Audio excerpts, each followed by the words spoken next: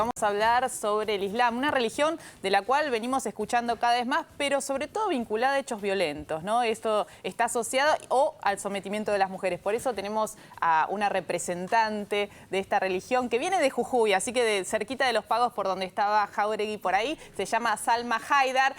Presentamos primero el tema y enseguida charlamos con ella.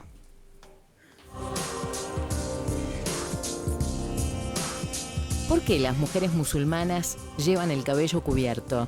¿Es cierto que el Islam habla de los deberes de la mujer y los derechos del hombre? ¿Puede un padre musulmán obligar a su hija a contraer matrimonio con quien ella no desee? ¿Existe la lapidación de mujeres infieles? ¿Cuál es el papel que juega el feminismo en las sociedades islámicas? En países occidentales como el nuestro, cuando pensamos en mujeres e Islam, es más lo que ignoramos que lo que sabemos. Y si a la ignorancia le sumamos prejuicios e informaciones deliberadamente confusas, el resultado es la estigmatización y la discriminación. Para saber de qué hablamos cuando hablamos de mujeres e Islam, hoy invitamos a una especialista. Para descubrir todo, pero todo lo que siempre quisimos saber sobre la mujer en el mundo islámico y nunca nos atrevimos a preguntar. Hola Salma, muchas gracias por venir. A ustedes, gracias. Salma es presidenta del Centro Islámico de Jujuy, que es el único centro islámico en la Argentina que está encabezado por mujeres, ¿no? Por vos, así es, porque lo fundó mi padre en el 1937, más o menos, en Ledesma, ahí donde se produce el azúcar. Pues ahí nacimos nosotros. Y bueno, después él murió en el año 62 y nosotros quedamos como sin guía, porque él fue la primera guía, pero debo decir que él nos enseñó el Corán y la Biblia, porque mi mamá era católica. Y bueno, él nunca le pidió que se convirtiera ni nada, siguiendo esta norma del Islam que en religión nada de presiones, dice el Corán, ¿no? Ahora, vos sos quienes no conozcan a Salma, tiene una larga trayectoria en Jujuy en relación a la lucha por los derechos de las mujeres. Recordábamos que hace 20 años habían dado la lucha por la ley de cupo. Claro, y nos apoyaste en Jujuy, cuando estábamos en la final. Ahí estaba, que fue una de las últimas de provincias en adherir a la ley nacional para que hubiera ley de cupo, para que garantizara un 30% de mujeres en las listas a legisladores, ¿no? Tal cual. Y nosotras incluso solicitamos desde el principio con el 50%, porque decíamos por una cuestión principista. Claro. Pedimos Paridad. 50 y paridad, 50 y 50. Pero bueno, no, la sancionaron finalmente con un 30, una ley defectuosa, porque sí favorece a quienes sean candidatas a diputadas provinciales y concejalas de la ciudad capital.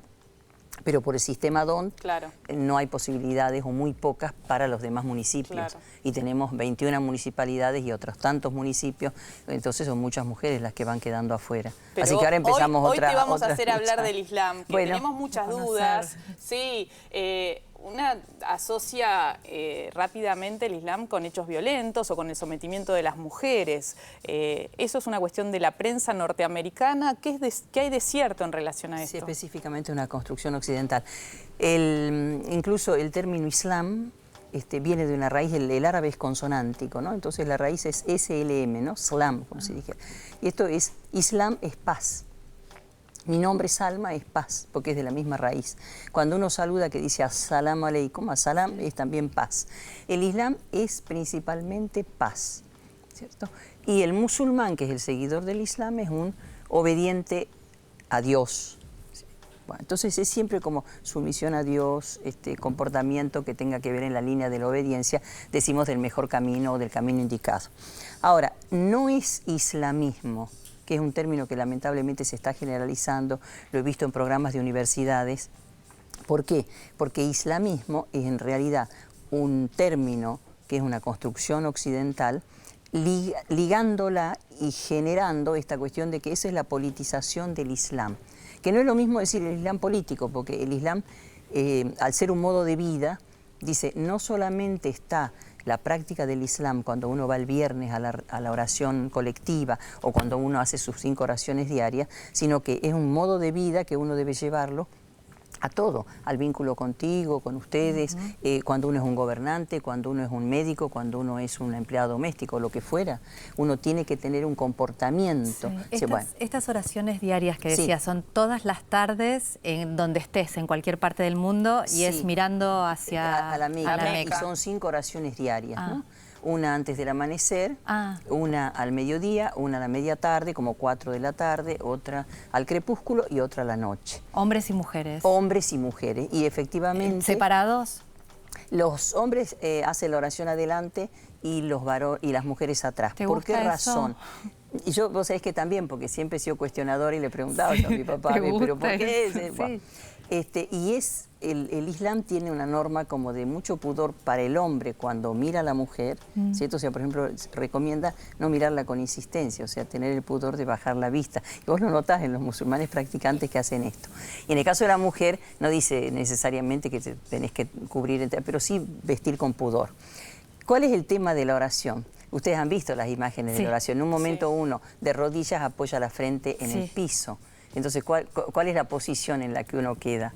¿Viste? O sea, permítame, tener la cola. Claro. Entonces ellos dicen, es para no tener esa, o sea, estar mirando a la mujer en esa posición. Bien. Por eso es que ¿Y qué pasa con la burka, con el cubrirse la cabeza?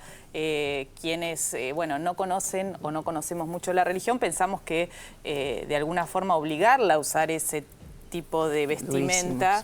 Yo estuve hace algunos años en Estambul y una ve mujeres haciendo actividad física, como uno puede estar acá en una plaza. Lo he visto en la playa. Claro, todas cubiertas, y después al lado con un hombre que por ahí puede ser su pareja, vestido occidentalmente con un jean y una camisa, ¿no? Sí, hay esas ¿Esto que es una imposición de la religión o por qué se llega a que algunas sí lo acepten y otras no? Fíjate, los países árabes, que eso también hay que separar, son 22 países de la Liga Árabe, ¿no? Y los países musulmanes son 53 en el mundo. El Islam ha tenido esta característica, porque lo que se llama el Imperio Árabe en realidad es el Imperio Árabe Musulmán, que expande la religión, ¿cierto? Y llega hasta el norte de África, del otro lado a los países asiáticos, Azerbaiyán.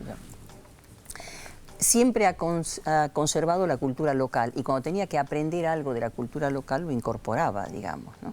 Entonces, no ha impuesto, como nos ha pasado lamentablemente con la entrada de los españoles, con por lo menos los pueblos originarios y esto. O sea, no se imponía, por lo cual se conservan costumbres tribales o típicas de la nación en donde se practica el Islam.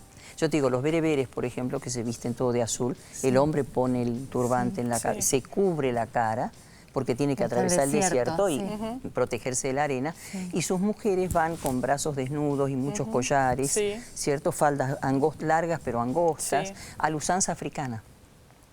¿Cierto? Y no hay prohibición en esto. Pero ¿no? a ver, Salma, Yemen, por ejemplo, tiene la burka. Claro. Es así, en Afganistán también. En Afganistán también. En algunos Pero hay mujeres pueblos que por ahí no lo quieren usar que no y lo son quieren juzgadas, usar. ¿no? Exactamente. Y también ahí es acorde a cómo aplican las escuelas jurídicas de interpretación del Corán y de la Sunna. Claro, daría la sensación, este año en el verano estuve leyendo la historia de Malala, esta niña pakistaní que fue Nobel de la Paz en el último año por defender la educación justamente de las niñas en países musulmanes, puntualmente en el caso de ella en Pakistán, ¿no? Y bueno, hace muchos relatos de la vida propia, de su familia, donde en nombre del Corán o en nombre de la religión, se le imponen a las mujeres muchas, digamos, diferencias o imposiciones, por ejemplo, que no pueden salir a la calle si no están acompañadas, esta cuestión, no pueden ir a hacer las compras si no están acompañadas por un hombre de la familia, que tiene que ser un pariente. Tal cual. La cuestión de la educación de parte de grupos fundamentalistas, excluyendo a las mujeres, a las niñas, de las escuelas. Y uno se pregunta, bueno, se toma la religión como una excusa, pero podría ser cualquier otra religión, pero es esta. Está bien. Lo que tiene en el caso del Islam es tal cual lo que vos decís. Algunos toman como excusa la religión, malinterpretan el Corán o hacen una propia interpretación que de ninguna manera, ¿viste? El Corán consagra en el siglo VII de la era de Jesús la igualdad de derechos del hombre y la mujer, por ejemplo. En la era preislámica, las niñas, cuando eran muy numerosas, como el que hacía el sustento, el que tenía el sustento a la casa era el hombre, el que salía por medio del desierto, cuando eran muchas las niñas las enterraban vivas, en la era preislámica, como hacen los esquimales. No, bueno, cuando hay China exceso, esto se prohíbe absolutamente en el Islam, ¿cierto? Porque de ninguna manera es un acto bárbaro, digamos, ¿no? O sea, desde esa sociedad pasa a la igualdad de derechos. Esto le valió al profeta Muhammad o Mahoma, como se dice acá, que se le rieran, que las tribus se levantaran y dijeran, pero ¿cómo? ¿Qué igualdad de derechos? Y está consagrada la igualdad de derechos. Pero lo que se observa es como... Pero en la práctica, claro, debido a diferentes aplicaciones de la ley o por costumbres del país, tribales, eso pasó en Egipto.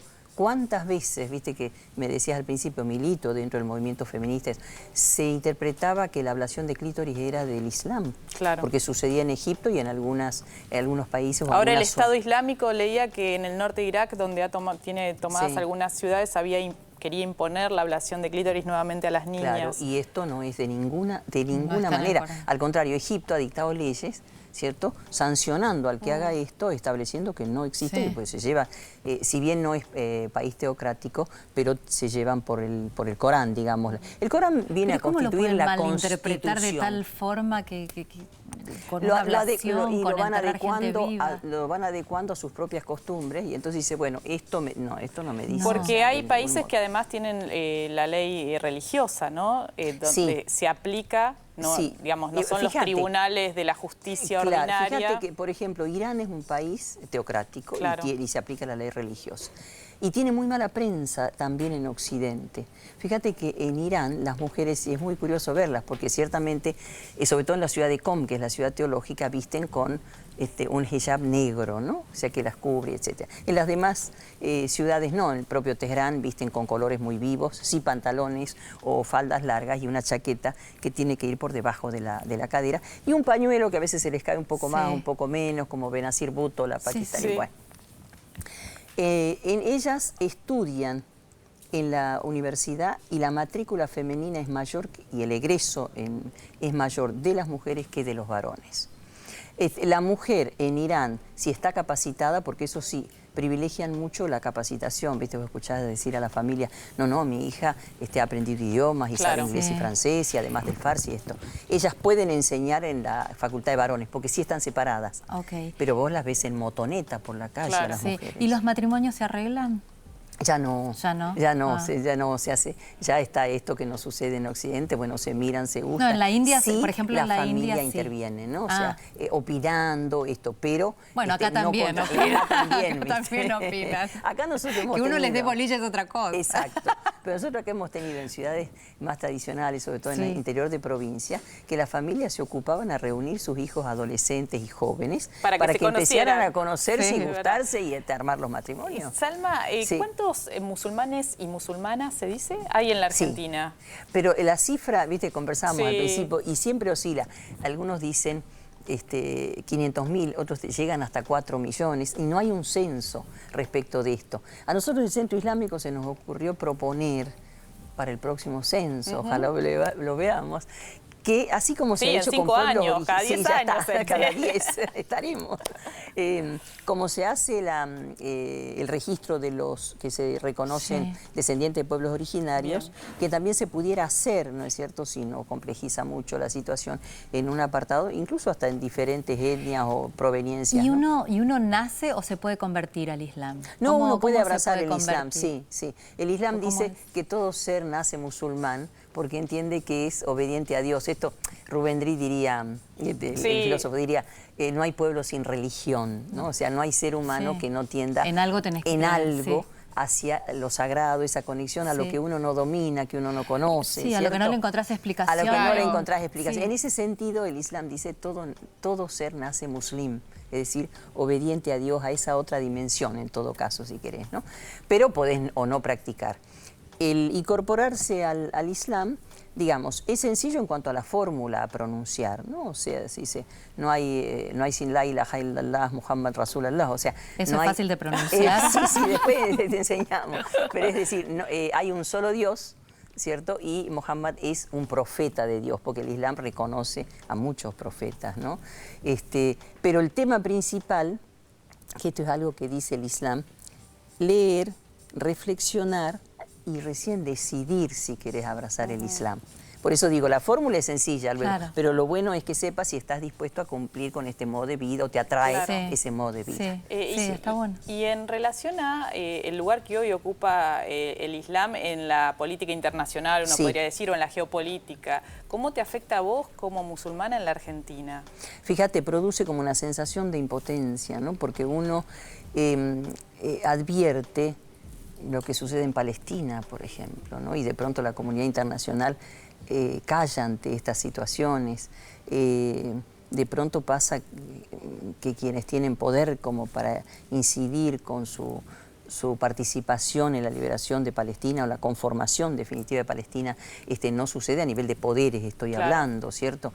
Más allá de la buena voluntad de las marchas que se hacen, esto siempre lo pone en la agenda pública Sí, sí, y la violación de los lugar se derechos llega, humanos. la violación de los derechos humanos. Y después cuestiones como esto que sucedió lamentablemente en París últimamente, Claro. donde de pronto uno empieza a notar irregularidades, digamos, cosas demasiado notorias, y te digo a través de la prensa. De pronto sí, de que son dos personas que hacen este atentado, pero se ocupan de decir a quien les abre la puerta, usted puede decir que nosotros somos de Al Qaeda, por ejemplo.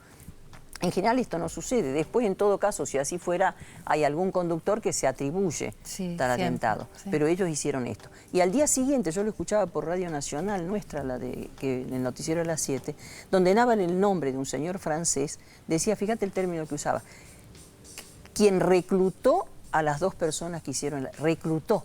Entonces uno empieza a pensar un en la ejército, intencionalidad y por ahí uno tiene como cierto temor, porque ¿qué pasó cuando iba a ser Irak? Armas químicas, esto, lo otro, y después tuvieron que decir no hay armas químicas, Sí. ¿cierto? En el mismo atentado a las Torres Gemelas, dicen los científicos, ya no esto es una cuestión solo de prensa, de ninguna manera puede ingresar un avión de ese porte que tiene que hacer, para poder entrar, digamos, si me permiten, una herida de 37 metros, ¿cierto? Y hay una herida de 5 metros. ¿Descrees de quién hayan sido los autores de...? Y no está demostrado aún, ¿no? Además, con esos movimientos, de pronto, Bin Laden era el supuesto gestor intelectual de la historia, pero a la vez uno piensa, pero previamente cuando lo fue habían necesario, alimentado con lo armas, ¿no? Cuando alimentaron. los rusos estaban en Afganistán. Exactamente, el ejército islámico es el que fue sobre Siria y cuando no puede ingresar finalmente Siria es la boca al Asia. ¿Y qué pasa? Cuando no puede ingresar, Claro. medio se aquieta y ahora surge nuevamente y uno tiene que pensar. El otro día decían en un informativo, en general dice, reclutan gente de los sectores más pobres de estos países. Pues bien, entonces ¿cómo obtienen Tantas estas armas? Claro, ¿no? Costosas. ¿Y qué pasa con el Estado Islámico, ¿no? Uno escucha mucho el ISIS Sí. y vemos en los medios de comunicación trascienden estas decapitaciones Sí. y Que entonces destruyen inmediatamente, claro, cosas históricas, sí. uno sí. asocia, ¿no? Es Sí, como... sí. Por esto es lo que yo te digo, lo del temor, ¿no? Hay algo sobre lo que uno tiene que poner plena conciencia. Cuando cae Rusia, hay un documento que hace este hombre que era muy inteligente, Kissinger. Entonces le hace una explicación de cuáles son los próximos pasos en el mundo, Y concluye que caída Rusia, digamos, habiéndose desequilibrado esto, el próximo enemigo es el Islam, dice ese documento de Kissinger.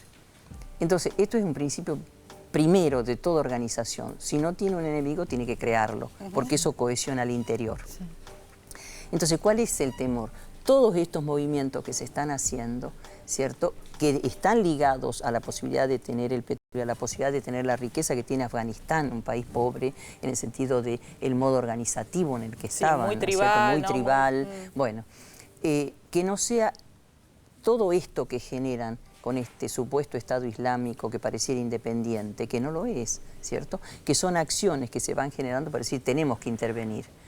No es casual que le autorizaran 3 días después, ¿de cierto?, al presidente de Estados Unidos, 800 millones de dólares del Claro. Congreso para que pudiera tener armamentos, ¿no? E ir sobre Sí, hay un los negocio objetivos. enorme, la guerra es un negocio enorme y lo ha demostrado Estados Unidos en los distintos países que invade, que después los reconstruye y Sí. después toma el petróleo y Sí, hace sí, todo sí. un combo económico que favorece su economía, que está en Tal decadencia cual. y así es. Y eso que hoy por lo menos lo podés expresar, ¿cierto? Y hoy en un país donde la presidenta, ¿cierto?, ha hecho manifestaciones que antes no ha hecho otro presidente argentino tan explícitamente, como decir, a Palestina le corresponde su estatus como un Estado nacional y tener su gobierno, etc. Bueno, además la presidenta es en este caso la primera presidenta, pero de todos los presidentes argentinos, que visitó el centro islámico. Eso te iba a preguntar. Éramos tan invisibilizados. ¿El centro islámico está en qué ciudad? ¿Está en Jujuy? ¿En Ledesma sigue estando? En San Salvador de Jujuy. No, ya mi padre murió y después el mérito ya fue de una hermana mía que es mayor, que en el año 85 tenía ella ya hijos, entonces dice, bueno, tenemos que educarlos también, bueno, enseñarles, ¿qué hacemos? Y refundamos. Por entonces vivía mi hermano y mi cuñado, su esposo. Sí. Entonces, bueno, ellos conducían el centro y bueno, ellos murieron. Y nosotros dijimos, vamos a seguir adelante. Así que, bueno, al principio no sabían si nos invitaban a habían seminarios internacionales de entidades islámicas y esto. Siempre nos participaron, porque la verdad, tanto la Mejita de Palermo, los de Flores, el Centro Islámico de San Juan, siempre tenemos contacto. Pero dudaban si es que podíamos nosotras intervenir, digamos. Y después en un seminario que se hizo ya hace años, organizado por el arquitecto Hayar, que es un tío de este joven que conduce el programa del Cálamo. Ah, mira vos, sí, acá en la TV pública. Mirá. Exacto, Mohamed Hayar organizó un seminario, nos invitaron y me sorprendió porque ya no vivían los varones, vine yo y bueno, hablaron todas las provincias y después dijeron, bueno, ahora va a cerrar, dice el seminario, la representante del Centro Islámico de Jujuy. Y se miraron. No voy a separar nada. No, claro, y yo, muy sorprendida, gratamente sorprendida, pero no lo teníamos pensado. Porque uno se aviene, ¿viste? Yo en esto digo, bueno, cada entidad, cada país, cada situación tiene un momento de proceso. Está bien, uno insiste, no, se modifique, que podamos hacer esto. Una de las cosas que nosotros dijimos es, miren, nosotras vamos a seguir igual. O sea, nosotros no tenemos una dependencia económica. Además, es un centro pequeño, somos poquitos los musulmanes en Jujuy. ¿Cuántos son? Leía que estaban como concentrados en el noroeste, ¿puede ser? ¿O que hay grandes colonias dentro de la cantidad que hay en el país? ¿No? Porque esa es la confusión entre los árabes y los musulmanes. Jujuy tiene una gran concentración de árabes. Sirios mayoritariamente, libaneses en menor número, ¿cierto? Y algún palestino, pero un señor que se volvió hace años, debe ser 20 años. Un señor. Pero viste que siempre confundimos el chino con el japonés, claro. Después todo musulmán, el turco, todo. Entonces existe la idea de que hay una gran concentración. No, hay una sociedad sirio-libanesa importante, de hecho incluso han sido ellos trabajadores, viste, que han venido en la inmigración. Inmigrantes, claro. Inmigrantes, y después esta aspiración de, bueno, que mi hijo fuera a la facultad, que tuviera, etcétera. En la década del 80, como si el 87, 88, el 80% de los colegios profesionales de Jujuy estaba presidido por un hijo de árabe. Mirá. Pero de árabe, no musulmán. Claro, claro. ¿No? Los nuestros, los árabes de allá son católicos en su mayoría. Mirá. Además, con una característica, hay algunas familias que han llegado musulmanas y después, por la necesidad de adecuarse al lugar, han ido dejando su religión y ya los hijos fueron católicos. ¿No? Y ayer que diste ayer, ¿no? ¿Qué te preguntaba la gente? Y ayer preguntaban, esto que una charla Mariana, vamos a contar en la Librería de Mujeres, que está cumpliendo 20 años, que es un lugar emblemático del feminismo en la Argentina, que queda ahí en Pasaje Rivarola. Y Bartolomé Mitre, así que les mandamos un gran saludo porque están esta semana haciendo actividades muy interesantes en estos festejos. Sí, que yo debo agradecerles porque ellas me invitan, Carola, que es la titular, me invita para que hablara de esto. ¿Y qué cosas que dijiste? Preguntaban lo que me están preguntando. Claro, Mariana preguntaba cómo es esto de la aplicación, viste que como en Afganistán pasa tal cosa, en el Líbano es completamente distinto. Eso preguntaron mucho. Y ahí les conté lo de las escuelas jurídicas, viste, porque en lo que se une todo el Islam, sea la sunna, sea la shia, sea el sufismo y las distintas corrientes, es que la fuente, digamos, son el Corán y lo que decimos la sunna del profeta. La sunna es tradición, eso es lo que significa la palabra sunna. ¿Qué es la sunna del profeta?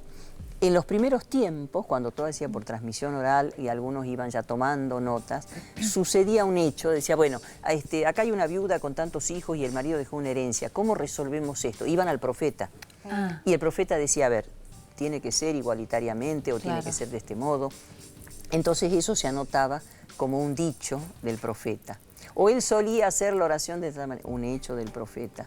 Sí, o sabía laudar o solía laudar de esta manera. Son dichos y hechos del profeta ¿El Corán y están recogidos. lo puede en el leer libro. cualquiera, Sí, sí. hombre o mujer, Hombre digo, o dentro mujer. de Sí, del absolutamente. Ah. Sí, se tienen cuidados como que de pronto para tomar el libro te lavas las manos y esto. Claro. Yo lo hago con la Biblia y todo, pues ya está la costumbre y hice esta licenciatura en ciencias religiosas. Claro, entonces también ¿tuviste un inconveniente poder jurar cuando hiciste esta... estudiaste? Contá un poquito, ciencias religiosas en Santiago del Estero. Exacto, porque mi información es otra, ¿viste? Literatura y música y esto.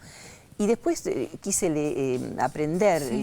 Hay que hacer el profesorado de ciencias sagradas primero, que son 4 años, para poder acceder a la licenciatura de ciencias religiosas. Eso hice y obtuve la licenciatura en ciencias religiosas y cuando pido jurar por la fórmula Dios, la patria, era los santos evangelios. Yo dije, bueno, pongamos el Sagrado Corán. Y no me permitieron la Universidad Católica de Santiago del Estero.